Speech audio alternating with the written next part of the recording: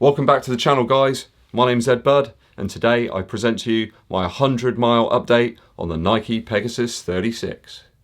So I've got up to 100 miles now in the Nike Pegasus 36. It's been a great shoe up to this point, and now I feel I can give you a more considered view and opinion on the performance of the shoe. First up, I'd like to discuss the fit and feel. So this shoe's got a lovely plush kind of interior to it.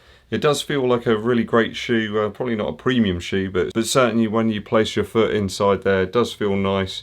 There's enough cushioning there to make it feel plush and comfortable. That aside, the actual inner of the shoe is quite minimal in comparison to the previous iteration, the Pegasus 35. So minimalism's definitely the word with this shoe. Everything's been kind of scaled down a little bit to make it that little bit more functional and a little more simple. So I've mainly worn the shoe in warmer temperatures. We've had a bit of a heat wave over here in the UK. Some of you guys over in America have been mocking me in terms of the temperatures. For us here, it's been pretty warm.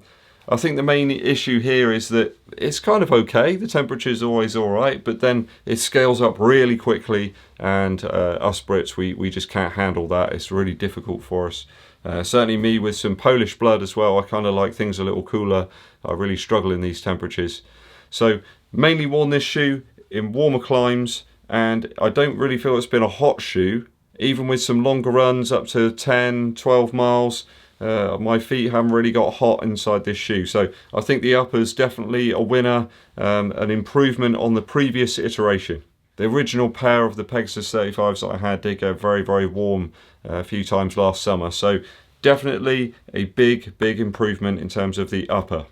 What I've done recently, guys, is go back and forth between the two shoes, testing the 35 against the 36, and certainly I think the upper is a big improvement in this year's iteration. So in terms of the tongue on the Pegasus 36, I've not really felt it's even there. It just kind of disappears into the shoe. You don't really notice it whatsoever. With the Pegasus 35, obviously you have this much longer, more padded tongue. I never really had any problems with that either. Some people commented that they didn't really enjoy this and it was rubbing on their ankle. I've got to say, I think making the tongue shorter certainly negates the possibility of that happening. So I've got to list it as a positive. I can certainly champion the more minimalist approach here with this, with the tongue on the new iteration. I think it's a big improvement. Whether it's a kind of psychological thing, I'm not sure, but certainly up to now, this shoe's been really great for me. I just really haven't noticed it on those longer runs. Just wanted to talk about the toe box for a moment. It's certainly roomier in this version of the shoe. I've quite enjoyed that. I haven't had any issues with my toes, with the upper rubbing at all on the very top of my toes. That aside, my toes are looking a little bit beaten up now. I've had some very high mileage weeks of recent time, but I don't think that's down to the Pegasus 36. I think it's where I've been running into more minimalist shoes than this and doing a lot of racing. In the Terracotta 5s, I think that's probably what it is. That shoe's more of a, feels more of a raw, sort of harsh shoe compared to this, which is nice and cushioned and nice and plush. I think those of you out there who've messaged and commented with some questions about the toe box in terms of the width, I think you're going to enjoy this shoe. There's a little bit more volume in there for you if you have a slightly wider foot.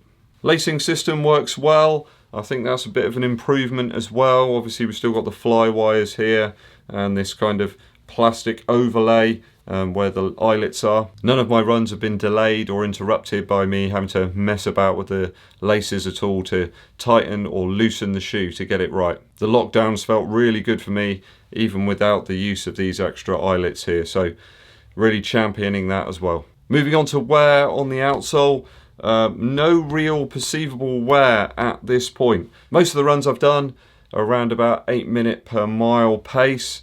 A little bit faster here, a little bit slower there, but I've tried to keep it consistent. I'm using this shoe mainly for long runs, really. I know Kafuzi in one of his videos commented that he thought perhaps that the outsole material was a hair thicker, maybe. I think he could be right. Looking at this shoe, which has got about 100 miles in it now, and then going back to this one, this Pegasus 35, which has got almost exactly the same mileage on, I think it's perhaps holding up a little bit better. It could be maybe manufacturing inconsistencies, but certainly the two shoes are looking pretty close with the Pegasus 36 coming out slightly on top. I'm seeing a tiny little bit of wear right here at the very front of the shoe, perhaps where I'm toeing off. It's just starting to wear a little bit faster. And there's a tiny bit of wear right down here at the very heel area on the outer side. It's very minimal though. Certainly the Zoom Air unit is holding up well. After an initial period of break-in that you always get with these shoes, it feels really great now. You can just knock out the miles very easily, and you feel like you've got enough cushion there just under the ball of your foot. But certainly the midsole is holding up well and doing its job. It's been really enjoyable running in this shoe. So up to this point, I've had very little opportunity to run in any wet weather. It's just been very dry here since this shoe turned up in early June. In fact, I can probably count on one hand how many times we've had some rain and moisture on the floor to test this shoe out from that aspect. But I'd certainly say that the upper of the shoe is nice and breathable in this sort of hot weather. Speculating a little bit, but I certainly found the Pegasus 35 to take quite a while to dry when it did get wet. I think with that more minimalist upper on the Pegasus 36, I think we could find an improvement there in terms of how long the shoe would take to dry after use in wet weather. So all in all, a great first 100 miles in the Pegasus 36, and I think I'm going to get a good another 200 or so miles from this shoe. One thing to note, if you do like to try and keep your running shoes looking tip-top and clean, I know some of you like to do that.